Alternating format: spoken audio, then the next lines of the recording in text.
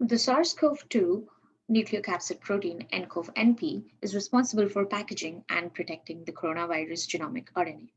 Though RT-PCR, ELISA, and other serological studies can accurately detect the presence of COVID-19, they're mostly accompanied with having a long turnaround time, expensive instruments, and complex protocols.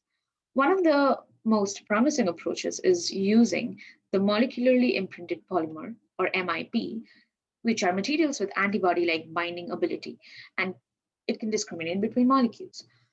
A mixture of functional monomers is polymerized around a chosen target, which acts as a template. The subsequent removal of the templates from the polymer leaves behind binding sites that are complementary to the target molecule in size, shape, and arrangement of functional groups. The key elements associated with the sensor are the disposable sensor chip, the thin film electrode, interfaced with an MIP endowed selectivity for the ncov-NP. The measurements were performed in the potential range of -0.2 to +0.2 volts, with a pulse amplitude of 0.025 volts and a pulse time of 0.025 seconds. The sensor was calibrated in COVID-19 negative samples, spiked with known concentrations of ncov-NP. It showed a pseudo-linear response versus ncov-NP concentration in the range of 0.22 to around 333 femtomoles.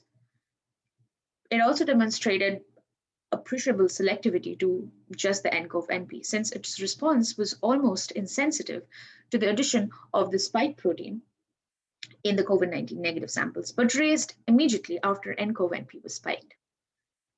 Finally, to examine the stability of the sensors, 12 sensors were prepared, and periodically, once a week, it was tested by the LB diluted COVID-19 negative samples spiked with the ncov-NP. The findings confirm that the sensor remained the same, or the response of the sensor remained the same up to 9 weeks of storage, which revealed that the ncov-NP sensors have excellent long-term stability.